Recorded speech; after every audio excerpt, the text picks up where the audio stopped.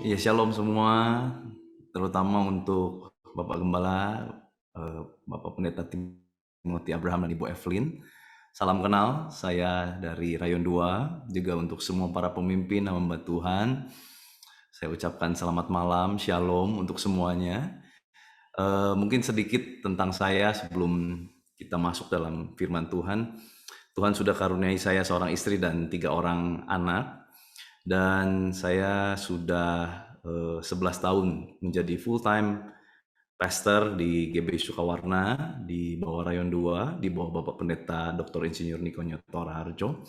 Dan saya senang sekali boleh melayani saudara semua pada malam hari ini.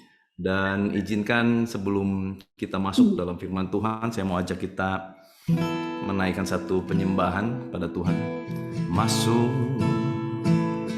hadirat-Mu Tuhan,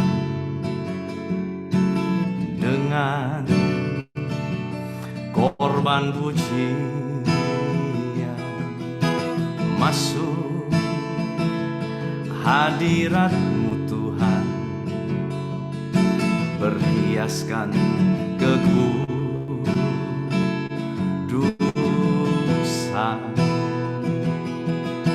di hadapan hadirat-Mu Tuhan. Kami rasakan kedamaian di hadapan hadirat-Mu Tuhan. Nampak keagungan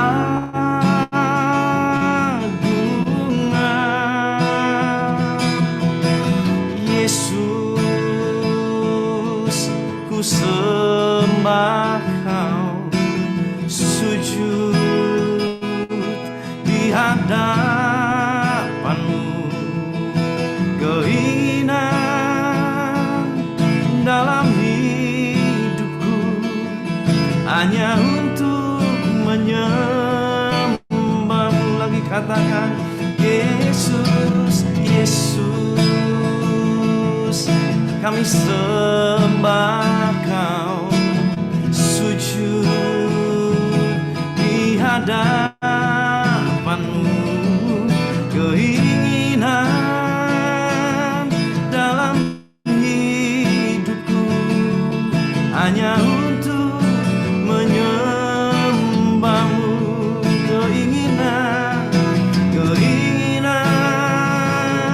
dalam hidupku hanya untuk menyembah-Mu. Terakhir katakan, keinginan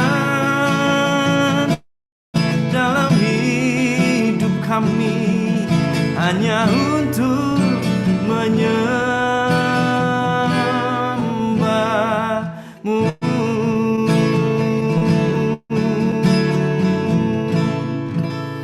Tuhan, saat ini urapi firman-Mu, urapi setiap kami, terlebih urapi-Mu hamba-Mu ini. Biar firman yang benar, firman yang hidup, firman yang mendatangkan damai, sejahtera, dan sukacita. Firman itu akan masuk di dalam kehidupan setiap kami, berakar, bertumbuh, dan berbuah. Dan buahnya ini boleh kami nikmati, dan banyak orang di sekeliling kami turut diberkati. Kami percaya waktu firman-Mu dilepaskan, ada kuasa dan otoritas Tuhan dicurahkan.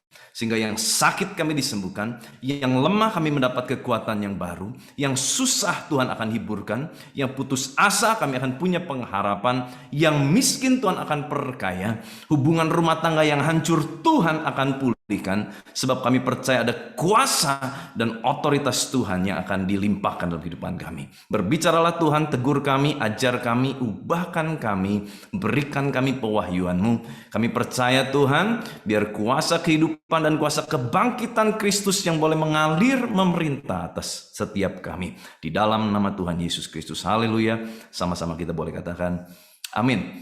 Baik, hari ini kita sama-sama mendengarkan firman Tuhan yang saya beri judul adalah How to Handle Failure. Bagaimana kita mengatasi kegagalan. Tentu saya tidak bermaksud menggurui, apalagi mengajar kepada setiap kita, tetapi izinkan firman Tuhan yang mengajar setiap kita. Kebenaran firman Tuhan mengajar dan mengubahkan setiap kita. Saudara, setiap kita lagi ngalami yang namanya goncangan. Bahkan pandemi yang mungkin kita prediksi akan segera usai, ternyata muncul beberapa varian baru. Bahkan kita dibuat semakin bingung karena kita nggak tahu varian ini kapan selesainya, saudara ya. Tetapi ini adalah masa-masa yang menggoncang, baik mau orang Kristen maupun bukan orang Kristen, semua alami goncangan. Nah, cuman masalahnya ternyata banyak juga saya perhatikan orang Kristen justru betul-betul mengalami masa sangat terpuruk di saat-saat seperti ini. Saudara, sadar atau tidak sadar, selama ini seringkali kita diajar, ya, baik oleh orang tua, baik oleh guru, baik oleh keadaan, kita sering diajar namanya kunci sukses. Bagaimana sukses, sukses, sukses, sukses, sukses. Bagaimana berhasil, bagaimana lebih ini, lebih itu, lebih dan lebih lagi. Tetapi jarang sekali yang mengajarkan kita bagaimana kalau ternyata kita gagal. Karena terbukti sejujurnya dalam kehidupan manusia, manusia tidak bisa luput dari yang namanya kegagalan. Nah, makanya banyak orang yang alami stres. Kenapa? Karena dia tidak siap menghadapi yang namanya kegagalan. Nah, ini yang kita perlu waspadai. Bahkan mungkin kita kepada anak, kepada cucu, kita harus mewaspadai juga untuk masa depan mereka. Sebab satu kali mereka, sebelum mereka alami yang namanya keberhasilan, mereka pasti belajar dari namanya kegagalan. Tidak ada seorang pun saya rasa yang tiba-tiba menjadi orang sukses luar biasa, kecuali memang mungkin dari orang tuanya konglomerat terus gitu ya, hartanya nggak habis-habis 11 turunan. Mungkin saya nggak tahu. Tetapi setiap orang yang disebut konglomerat pun pasti pernah menghadapi masa-masa di mana dia gagal. Entah itu dalam rumah tangganya, entah itu di dalam ekonominya, entah itu di dalam kehidupan sosialnya, entah itu mungkin waktu dia kuliah dia pernah gagal, waktu dia sekolah dia pernah gagal, apapun itu. Tetapi ternyata manusia tidak pernah luput dari namanya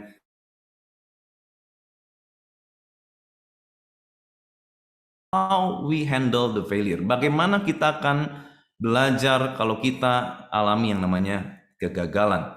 Amsal pasal 24 ayat yang ke-16 berkata, sebab 7 kali orang benar jatuh. Saudara, 7 kali itu nggak sedikit, saudara ya. Kalau 1-2 kali oke ya. Tapi ini 7 kali. Bahkan dikatakan orang benar. Orang benar jatuh 7 kali. Orang benar itu apa, saudara? Orang yang hidupnya sungguh-sungguh. Orang yang melakukan kebenaran. Orang yang hidupnya lurus. Itu orang benar, saudara. Tetapi kitab Amsal mengatakan bahwa ternyata orang benar yang modelnya luar biasa begitu pun ngalami yang namanya jatuh 7 kali lagi, saudara ya. Banyak, saudara. Tetapi masalahnya firman Tuhan nggak selesai sampai di sana. Firman Tuhan menggunakan koma di sana, sebab itu bukan akhir dari segalanya. Namun ia bangun kembali, tetapi orang fasik akan roboh dalam bencana.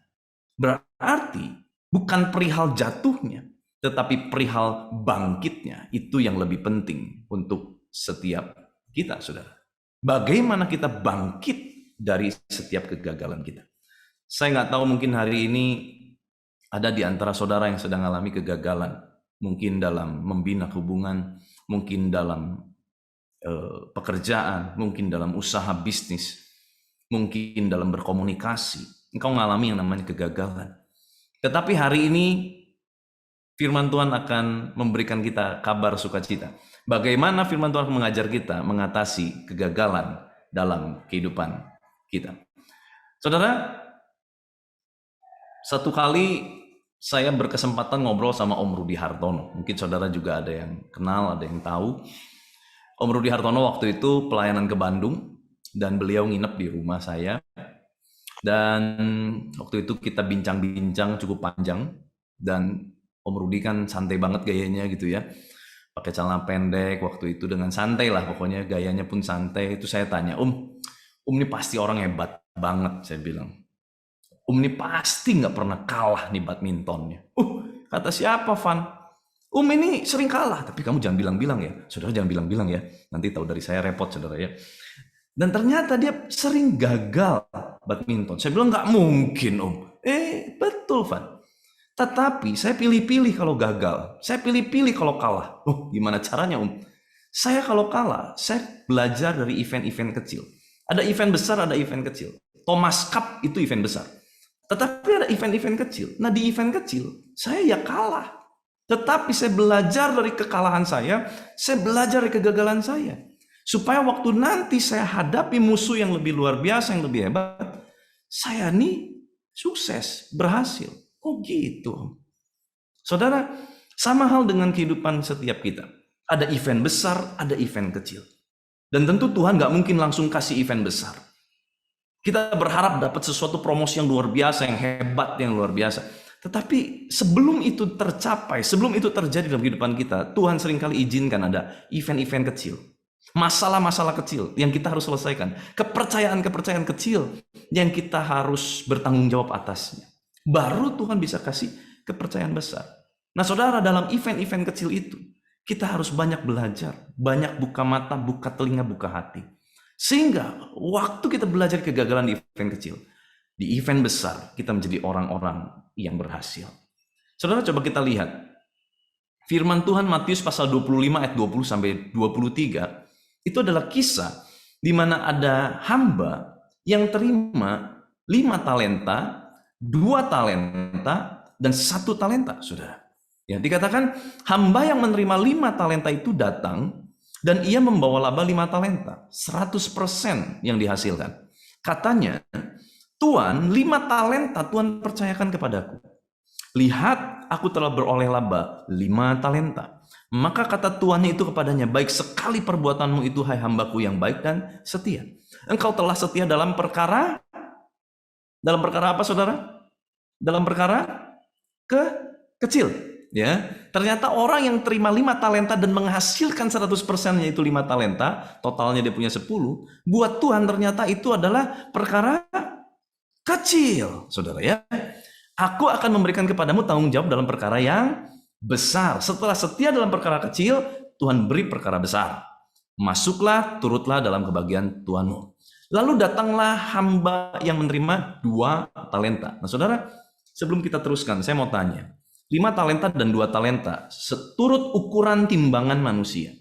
5 dan 2 itu jelas besar, 5. 2 itu lebih kecil. Setuju saudara ya? Buat banyak orang di antara kita masih berkata, oh saya pengen punya 5 talenta. 2 itu lebih sedikit, 5 lebih banyak. Coba kita lihat apa kata firman Tuhan. Hamba yang terima 2 talenta itu katanya, Tuhan, 2 talenta Tuhan percayakan kepadaku. Lihat, aku telah beroleh laba 2 talenta, 100% lagi, saudara ya. 2 tambah 2, jadi 4 sekarang, saudara ya.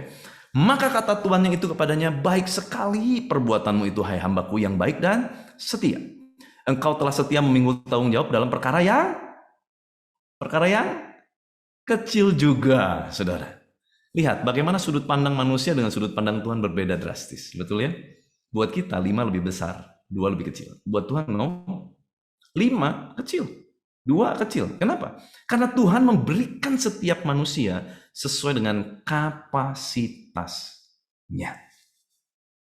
Saudara nggak usah iri waktu saudara lihat orang lain punya talenta lebih banyak. Wah, dia kalau nyanyi membuat bergetar, air mata mengalir. Kalau saya nyanyi, fales begitu. Lalu kita melihat, wah saya penuh dengan kekurangan, dia penuh dengan kelebihan. Lalu kita mulai memandang diri kita rendah. Lalu kita mulai memandang diri kita tidak ada harganya. Nanti dulu. Ternyata buat Tuhan, it doesn't matter. Itu nggak jadi soal. Berapapun yang saudara punya, itu sudah sesuai dengan kapasitas kita. Tinggal kita mau kembangkan atau enggak. Ya, saudara. Jadi jangan merasa gagal waktu kita secara pandangan manusia melihat orang lain di sekeliling kita seolah-olah lebih hebat, lebih banyak talentanya, lebih banyak sumber dayanya. Jangan kecewa dengan itu. Jangan merasa gagal dengan itu. Sebab Tuhan sudah menginstal, memberi porsi yang tepat sesuai kapasitas setiap kita. Katakan amin, saudara. Nah, kalau gitu kita akan belajar ada 5 hal yang dapat kita pelajari secara cepat waktu kita menghadapi yang namanya kegagalan. Poin yang pertama, waktu seseorang menghadapi kegagalan, ini yang kita harus lakukan adalah introspeksi. Mari kita belajar untuk introspeksi. Introspeksi itu adalah melihat ke dalam, identifikasi ke dalam diri kita, cek ke dalam diri kita sebelum kita mencari pembenaran. Waktu kita merenungkan, aduh kenapa ya, saya udah doa, kok gagal ya? Jangan salahkan orang lain lebih dahulu, jangan salahkan keadaan, apalagi salahkan Tuhan. Tetapi lebih baik kita diam dan introspeksi diri kita, cek ke dalam. Tapi saya kira saya nggak ada salah. Cek lagi, saudara. Cek lagi. Saudara, saya pernah alami satu masa di mana setelah 2 atau 3 tahun pernikahan, Tuhan udah karuniai 2 orang anak karena 1 bulan setelah saya menikah, bulan kedua tuh istri saya mengandung. Dan ternyata anaknya kembar, saudara ya. Jadi 2 tahun sekitar anak saya berusia 1 tahun lebih. Ya, tiba-tiba saya mendapat satu berita di malam hari almarhum papa saya waktu berulang tahun. Saya mendapat berita semua investasi saya dibawa kabur, ditipu sama teman sepelayanan saya yang sudah saya kenal dari SMA. Dan buat saya itu adalah semuanya. Saya betul-betul habis di sana, semua investasi saya habis. Dan uang yang cukup hanya untuk cukup memenuhi kebutuhan sehari-hari. Tidak bisa untuk hal-hal yang darurat begitu, atau hal-hal yang di luar dari kebutuhan sehari-hari. Dan pada saat saya mendengar saya kena tipu, galau saudara. Pertama nggak percaya. Pertama saya bilang gini, dia bolehlah tipu orang lain, tapi dia nggak mungkin tipu saya. Saya ini pelayanan bareng dia. Saya ini kenal sama dia sejak SMA. Teman baiknya saya itu pernah pacaran sama dia. Jadi udahlah, saya yakin dia kalau ke orang lain berani tipu, sama saya nggak berani. Tapi setelah saya cek sampai malam, handphonenya sudah tidak dapat dihubungi. Singkat cerita, besoknya saya mendapat berita, betul, semua uang investasi saya yang saya titipkan sama dia habis, ditipu. Nah saudara, itu hari Rabu ya. Jadi hari Selasa saya malam dapat informasi itu, hari Rabunya saya mendapat konfirmasi bahwa saya betul-betul habis kena tipu. Hari Minggunya saya harus KKR karena ada pembukaan satu cabang ibadah baru di Kota Bandung. Dan saudara, saya betul-betul galau. Kenapa? Saya nggak mungkin khotbah memberitakan firman apalagi KKR dalam kondisi hati saya bermasalah. Lalu saya bawa istri saya waktu itu. Saya nggak banyak ngomong, saya bawa istri saya malam itu. Berdoa di hadapan Tuhan. Saya berdoa. Pertama, hati nggak terima.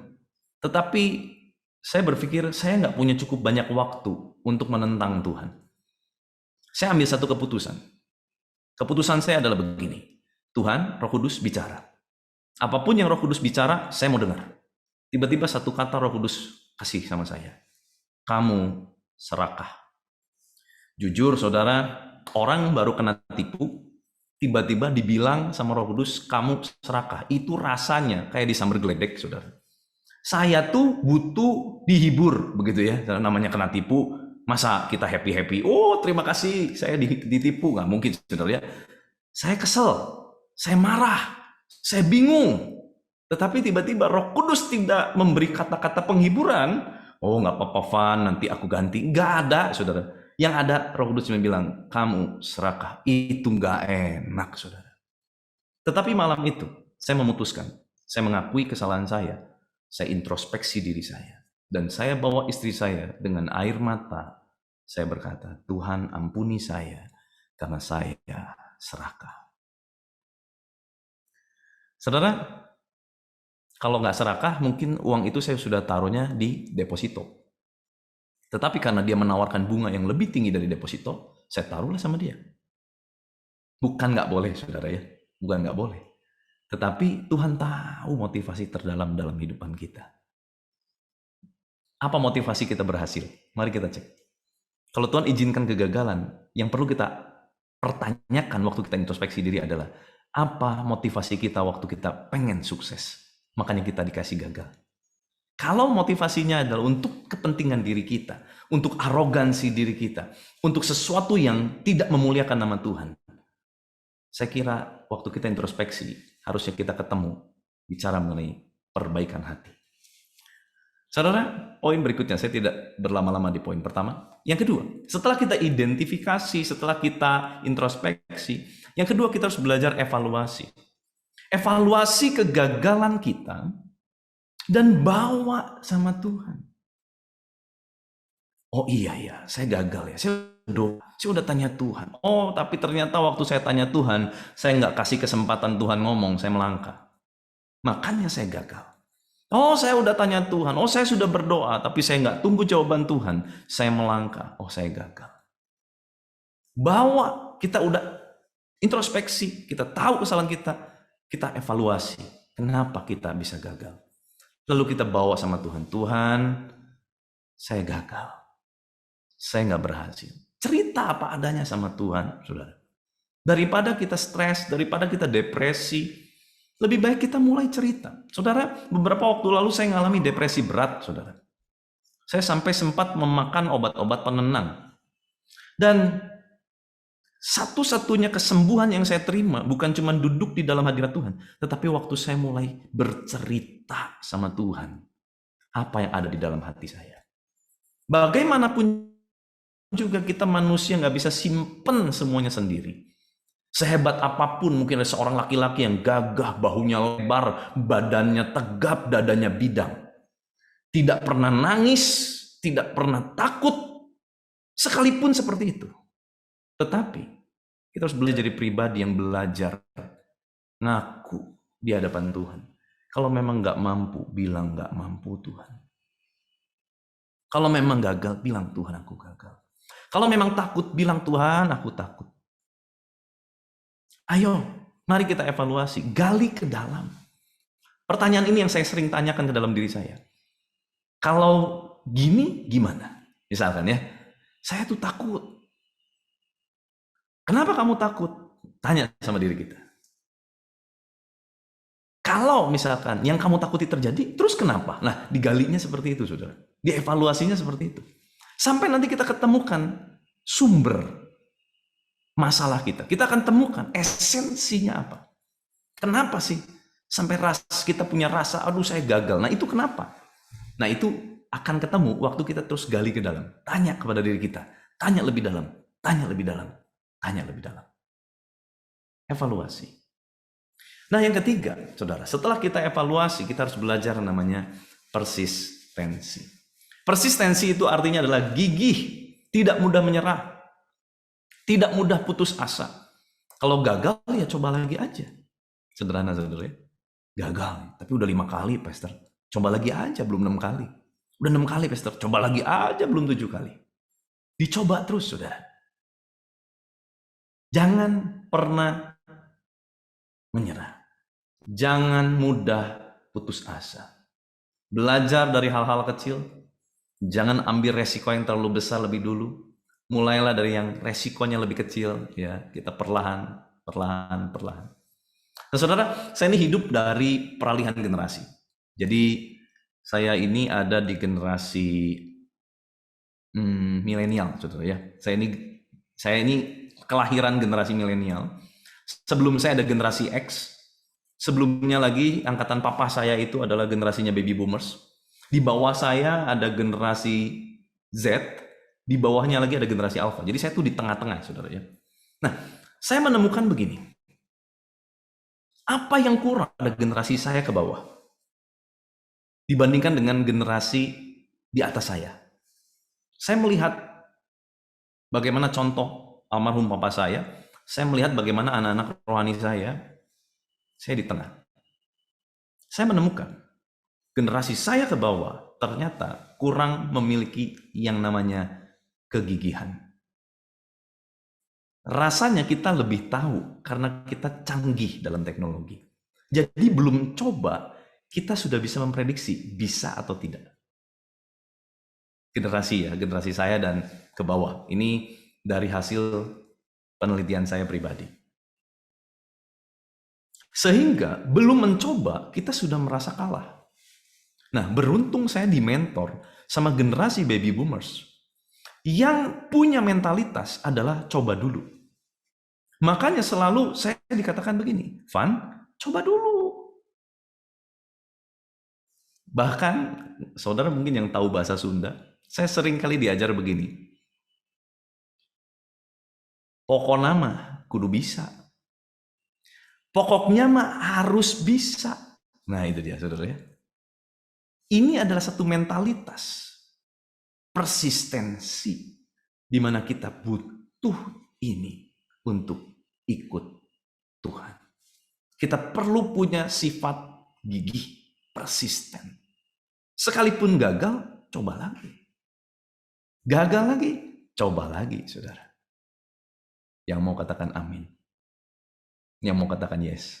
Saudara, kalau saudara pernah berziarah ke Israel, saya mendapat kesempatan waktu itu berangkat ke Tanah Perjanjian, dan ternyata saya cukup kaget karena tour guide-nya bilang begini, Bapak Ibu tahu tidak, Israel itu sebetulnya tempat yang tandus.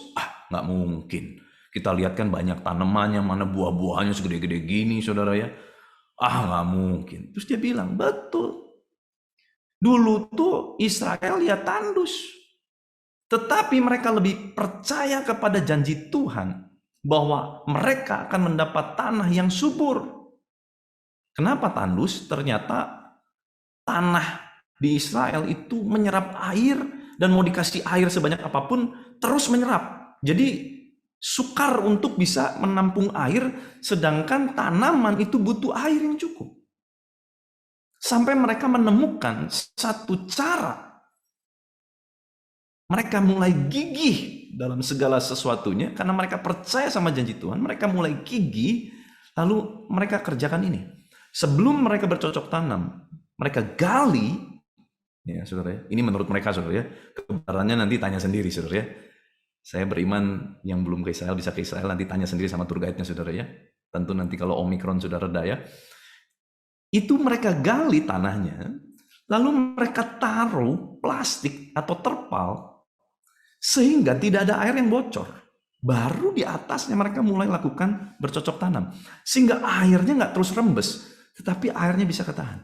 Dan betul, itu menjadi sumber titik tolak di mana kegagalan berubah menjadi keberhasilan. Wow. Waktu saya dengar itu, wow.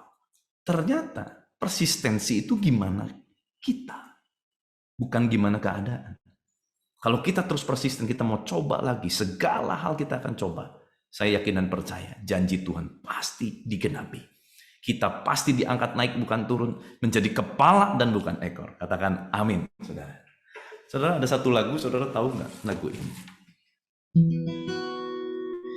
Dalam segala perkara Tuhan punya rencana yang lebih besar dari semua yang terfikirkan. Tahu saudara yang tahu nyanyi? Apapun yang kau berbuat, tak ada maksud jahat, sebab itu ku lakukan semua denganmu Tuhan.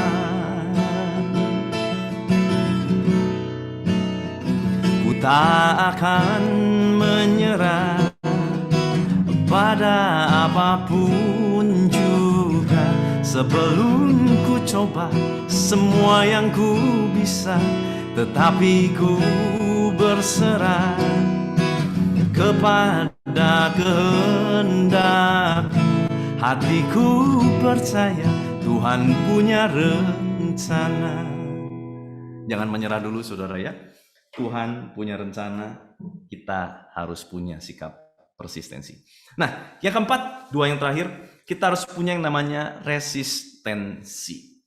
Belajar kebal dengan masalah. Resistensi yang saya maksud adalah tetaplah bertahan, belajar kebal dengan masalah. Istilahnya, saudara ya, istilahnya. Ditampar nih pipi, Wah, sakit nggak? Enggak. Padahal nyut-nyutan, saudara. Bukan lagi bohong, tetapi kita belajar untuk tegar, punya sikap resisten, kebal sama masalah. Kemarin kamu diomongin orang tuh, sakit hati nggak? Enggak. Sebetulnya di hati mangkel sih, kesel. Tetapi move on aja. Toh hidup memang akan diomongin orang. Almarhum ayah saya selalu mengajarkan saya begini. Kan hidup cuma dua. Ngomongin orang atau diomongin orang. Kalau ngomongin orang, berarti kamu di bawah dia. Tapi kalau kamu diomongin orang, kamu di atas dia. Kamu tinggal pilih. Mari hari ini kita belajar untuk kebal. Mungkin kita banyak diomongin orang. Kita udah lakukan yang baik. Kita udah coba setengah mati. Mungkin keluarga bilang dasar pemalas. Nggak pernah kerja sih. Nggak pernah usaha sih. Usahanya kurang sih. Mungkin. Saya nggak tahu. Mungkin kau sedang menghadapi itu. Diomongi oleh sekelilingmu. Dasar pemalas, gak bisa apa-apa, gak ada harganya, mungkin.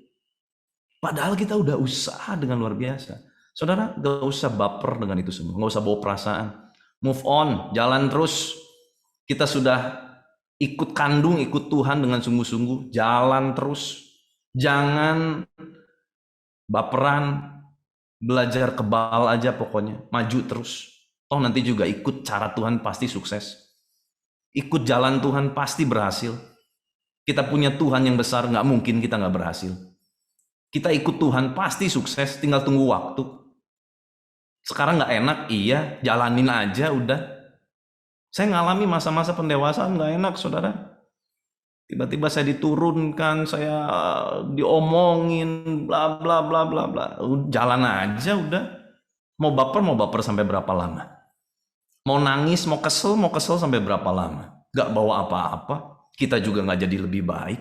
Keadaan juga gak berubah gara-gara kita baper. Terus mau apa? Lebih baik kita belajar kebal sama masalah.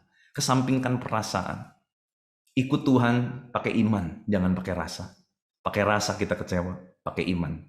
Kita lihat mujizat. Amin. Saudara, maju terus. Ya. Nah saudara, saya punya ilustrasi yang luar biasa. Ada seekor rusa betina tentunya ya, karena rusa ini sedang hamil besar. Rusa jantan tidak hamil, saudara. Rusa betina hamil besar dan dia mau melahirkan. Dia mencari tempat yang ada airnya. Rusa kalau mau melahirkan dia biasa mencari tempat yang ada airnya. Dia mencari di hutan itu karena hari sudah mulai gelap, dia cari-cari, akhirnya dia ketemu, hari sudah mulai gelap. Tanpa dia sadari, tiba-tiba petir mulai menyambar. Kebakaran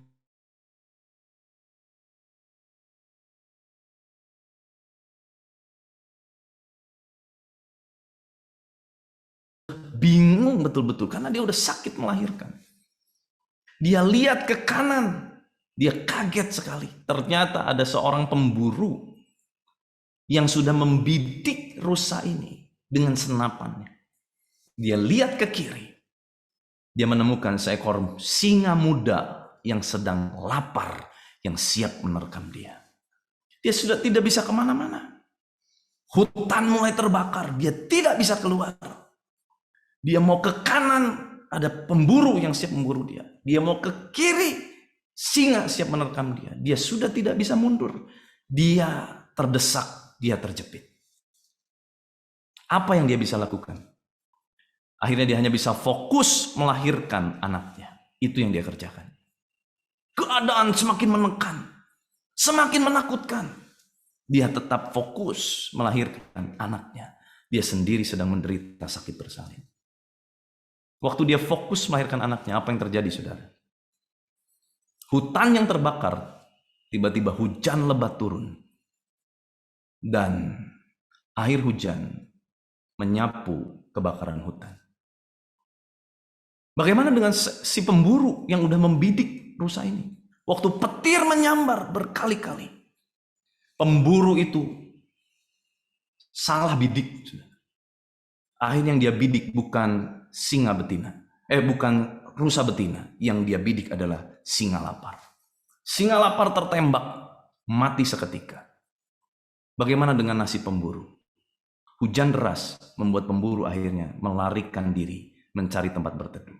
Apa yang terjadi dengan rusa betina ini? Rusa itu tetap melahirkan dan semua keadaan baik-baik saja. Mungkin hari ini kita melihat, aduh Pak, ini salah, itu salah. Habis saya Pak, ke depan waduh ada masalah. Ke kanan nanti gini Pak, ke kiri waduh gini Pak. Lebih baik kita fokus saja dengan rencana Tuhan. Lebih baik kita fokus dengan apa yang Tuhan sudah taruh dalam hati kita kerjakan. Kita nggak usah pusing soal yang lain. Kenapa? Karena semuanya Tuhan yang akan kontrol. Saat hidup kita saat sesuatu ada di luar kontrol dari hidup kita, biarlah Tuhan yang mengontrol segalanya. Kita fokus dengan apa yang kita harus kerjakan, dan Tuhan akan bereskan semuanya. Yang kelima, yang terakhir adalah miliki sikap mawas diri, self-awareness. Mawas diri atau self-awareness merupakan sikap kehati-hatian terhadap segala jenis bentuk ucapan maupun tindakan yang akan dilakukan. Mawas diri juga merupakan sikap cara membawa diri dengan mengatur emosi dan tindakan yang terkendali agar tidak menimbulkan efek negatif di kemudian hari, serta tidak merugikan orang lain. Nah saudara, satu hari pasti kita nanti akan muncul jadi orang-orang yang diberkati. Ikut Tuhan, pasti kita akan diberkati.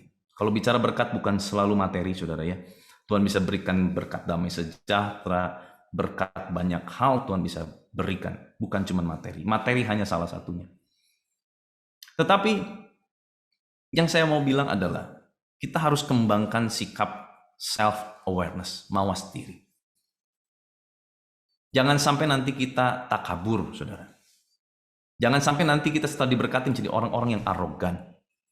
Mari belajar kita atur emosi. Saudara, saya mungkin singgung sedikit. Orang dewasa rohani belum tentu dewasa secara emosi. Mohon maaf. Tapi ini adalah sesuatu yang betul terjadi. Mungkin ada orang berkata, kok dia kalau khotbah jago, kalau dia ngomong firman hebat, kalau ngomong soal rohani ngelotok. Tetapi kenapa ya kalau marahin anak kayak marahin apa aja? Kenapa ya kalau marahin pegawai kok kayak setan? Sebetulnya yang salah bukan kerohaniannya, yang salah adalah emosinya. Karena banyak kali tanpa disadari kita terus dorong rohani, tapi emosi kita jomplang, saudara. Kita nggak mendewasakan kita punya emosi. Saudara, hari-hari ini kita harus belajar untuk mawas diri. Artinya, emosi kita, tindakan kita, itu harus selaras dengan rohani kita, saudara. Jangan sampai kita di kantor, wah, berantakan. Kalau ngomong kasar, kalau di gereja, haleluya, puji Tuhan. Tapi di kantor, di rumah, kayak halilintar, saudara.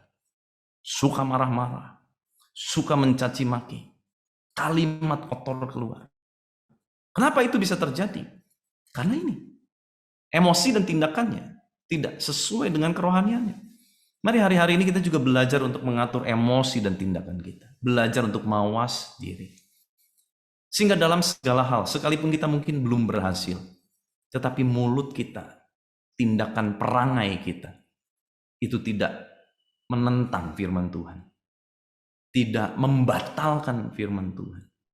Sekalipun belum berhasil, sekalipun masih gagal, tetapi tindakan kita mendukung bahwa satu kali Tuhan akan buat saya menjadi pribadi yang berhasil.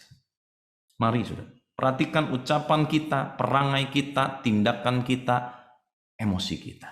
Sekalipun lagi gagal, jangan jadikan keluargamu adalah samsak. Gagal di kantor, gagal di perusahaan, rumah, anak, istri menjadi sasaran.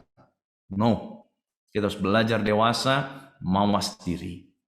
Sebab saya percaya, dengan sikap mawas diri, mengontrol emosi, ini akan menjadi cikal bakal keberhasilan bagi setiap kita. Saudara, izinkan saya tutup dengan sedikit kesaksian hidup saya. Mungkin ada yang pernah dengar. 2019, saya divonis mengidap satu penyakit, yaitu penyakit Crohn disease. atau penyakit radang usus besar, atau yang disebut dengan IBD, Inflammatory Bowel Disease.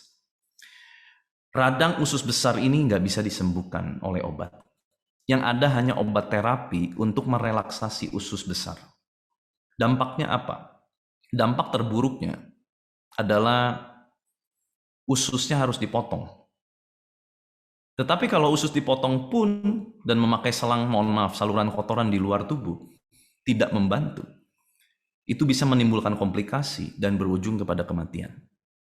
Dan penyakit Crohn adalah turunan dari autoimun.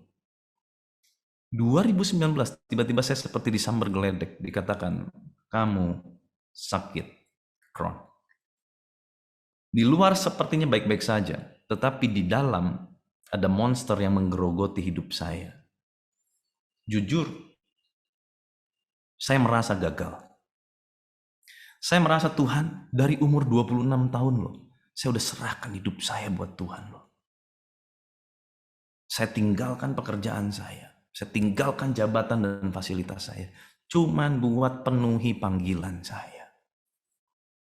Biasa gitu saudara ya, kalau orang udah lakukan ini itu buat Tuhan, kita mulai pamrih ya, kita mulai hitung-hitungan gitu ya.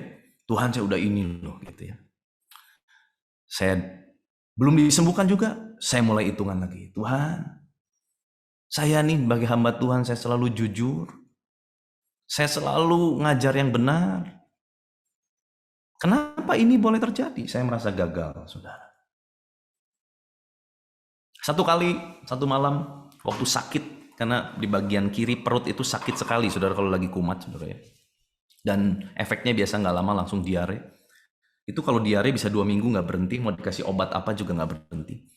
Tubuh saya mungkin dalam waktu 2-3 bulan itu bisa turun drop sampai 5-6 kilogram, saudara. Dan orang nggak ada yang tahu. Saya masih harus berkhotbah. Di hadapan jemaat saya harus sembunyikan penyakit saya supaya intinya gini ya saudara ya, masa kita pendeta doain orang sembuh, saya sendiri masih sakit kan gitu ya saudara ya.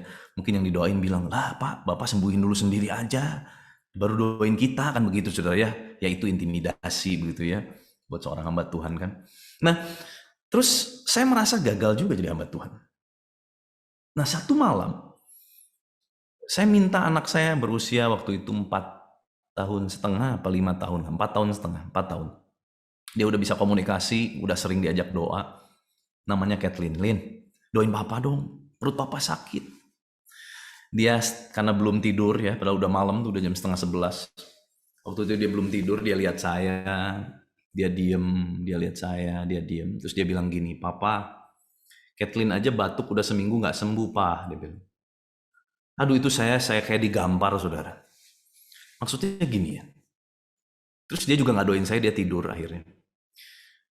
Saudara ngerti ya maksudnya ya? Maksudnya gini lah, Pak, udahlah. Suruh doain papa sakit perut yang jelas lebih susah. Ini batuk aja seminggu doang gak sembuh gitu loh. Apalagi suruh doain yang penyakit papa itu lebih susah lah begitu ya. Jadi dia lebih baik tidur daripada doain saya begitu saudara ya. Nah, tapi di situ saya merasa gagal sebagai orang tua. Saya menjerit sama Tuhan. Kenapa? Saya bilang gini, Tuhan, dari dia mulai bisa berkomunikasi, saya selalu berkata, jangan takut ada Tuhan Yesus. Dari dia mulai bisa bicara, saya ajak dia terima Yesus. Saya selalu berkata, Tuhan Yesus adalah Tuhan yang hebat, bisa menyembuhkan, bisa melakukan tanda mujizat. Tetapi malam itu, saya tidak bisa membuktikan bahwa Tuhan Yesus yang saya beritakan, yang saya injilkan kepada anak saya, adalah Tuhan Yesus yang nyata. Saya merasa gagal sebagai orang tua, saudara. Sering saya merasa pada saat itu gagal dalam segala hal. Tetapi dalam kegagalan, respon kita menentukan kita bangkit berdiri dan alami mujizat atau kita terpuruk dan habis. Saat itu saya cuma punya satu respon. Saya akan datang sama Tuhan lagi dan lagi. Saya akan evaluasi diri saya introspeksi diri saya. Saudara, dalam keadaan kau menabrak tembok keras, saya yakin itu adalah masa terbaik. Tuhan membongkar hatimu dan membereskan sampai ke akarnya. Di masa saya mengalami tembok keras itu, Tuhan bongkar sampai ke dalam hati saya. Sampai ke paling lubuk terdalam. Sehingga saya boleh berkata, Tuhan ampuni saya. Ternyata banyak hal saya sembunyikan. Tetapi Tuhan tidak bisa dibohongi, saudara. Saya merespon dengan benar. Apakah lantas mujizat tiba-tiba terjadi? Belum. Saya melewati 6 bulan. Keadaan saya semakin drop. Waktu iman saya diangkat, keadaan saya tidak membaik tapi memburuk. Sampai satu titik, saya sudah tidak punya lagi pengharapan. Tetapi saya cuma bisa bilang, Tuhan, kalau memang mau sembuh, biarlah terjadi. Tetapi, kalaupun Tuhan gak kasih saya kesembuhan, saya cuma minta 2 hal, Tuhan. 1, jangan biarkan aku menyangkal nama-Mu. 2, izinkan aku melayani-Mu sampai nafas terakhir hidupku. Saat saya berani berkata itu, tulus, saudara ya, bukan lip service. Tulus saya berkata seperti itu. Tiba-tiba, mujizat Tuhan berikan. Tiba-tiba. Gimana caranya? Tuhan paksa saya untuk pergi periksakan diri saya sekali lagi di kolonoskopi. Padahal sesuai dengan dokter bilang,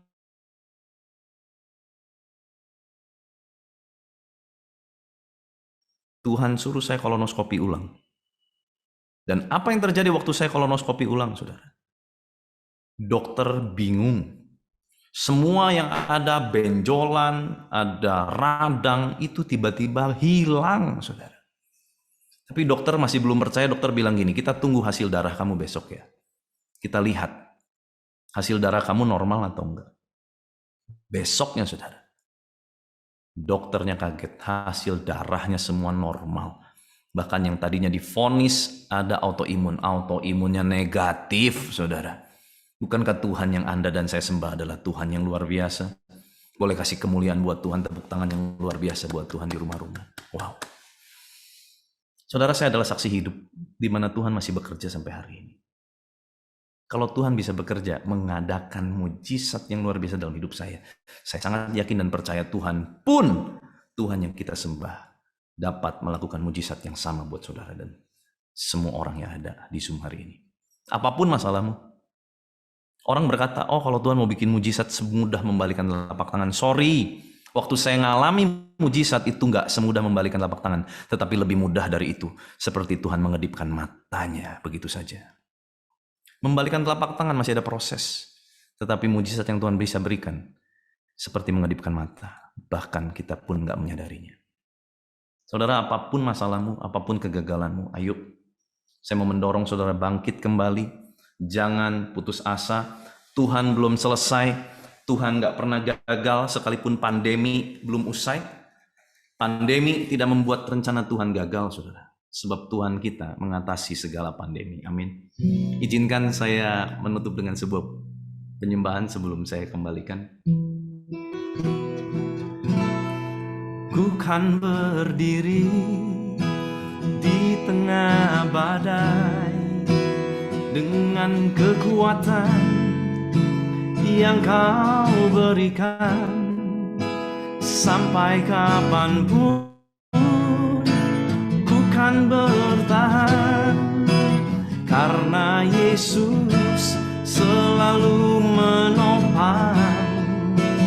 Ku kan bertahan di dalam tekanan dengan kekuatan yang Kau berikan sampai kapanpun tak tergoyahkan. Karena Yesus selalu menopang, katakan, ku kan berdiri, amin, di tengah badai dengan kekuatan yang Kau berikan sampai kapanpun. Ku kan bertahan karena Yesus selalu menopang, katakan, ku kan bertahan di dalam tekanan dengan kekuatan yang Kau berikan sampai kapanpun tak tergoyahkan. Karena Yesus selalu menopang hidupku. Karena Yesus selalu menopang hidupku. Karena Yesus selalu menopang hidupku. Haleluya. Tuhan, saat ini hamba-Mu sudah selesai menyampaikan isi hati-Mu, tetapi Engkau belum selesai. Engkau yang terus akan mengajar kami, mewahyukan kepada kami hal-hal yang belum kami pahami. Tuhan, untuk mereka, setiap umat-Mu, siapapun mereka, dimanapun mereka berada, mungkin yang sedang terpuruk mengalami kegagalan dalam bisnis, dalam kehidupan rumah tangga, dalam komunikasi, dalam apapun yang mereka kerjakan, Tuhan. Biar saat ini Tuhan, tangan-Mu menjamah mereka, Tuhan. Dan kalau ada yang sakit, Tuhan, Kau yang jamah sembuhkan. Kami percaya oleh bilur-bilur darah Yesus, bilur darah Yesus yang sama yang mengalir dalam diri hamba-Mu ini, Tuhan, yang menyembuhkan hamba-Mu ini. Hamba-Mu impartasikan eksosia, kuasa darah Yesus, kuasa kesembuhan Kristus mengalir untuk setiap umat-Mu. Jamah mereka, Tuhan, jamah sembuhkan mereka. Bilur darah Yesus, kuasa kehidupan Kristus, kuasa kebangkitan Kristus, menyembuhkan, membebaskan, melepaskan, memulihkan. Dalam nama Yesus, pemulihan terjadi, kelepasan terjadi, mujizat terjadi di dalam nama Tuhan Yesus Kristus. Terima kasih Bapa, terima kasih Tuhan Yesus. Berkati semua pemimpin, berkati hamba-Mu. Kami percaya Tuhan, untuk Bapak Timothy dan Ibu Evelyn, Tuhan, berkati semua keluarganya, Tuhan. Kami percaya Tuhan, sekalipun melalui Zoom, sekalipun melalui jaringan internet, kami percaya penyertaan Tuhan, kuasa mujizat Tuhan akan tetap mengalir di rumah-rumah. Terima kasih Bapa, di dalam nama Tuhan Yesus Kristus, meteraikan firman-Mu oleh kuasa darah-Mu. Biar kuasa biru darah Yesus terus bekerja atas hidup kami, di dalam nama Tuhan Yesus Kristus. Haleluya. Sama-sama boleh kita katakan amin. Tuhan Yesus memberkati. Saya kembalikan.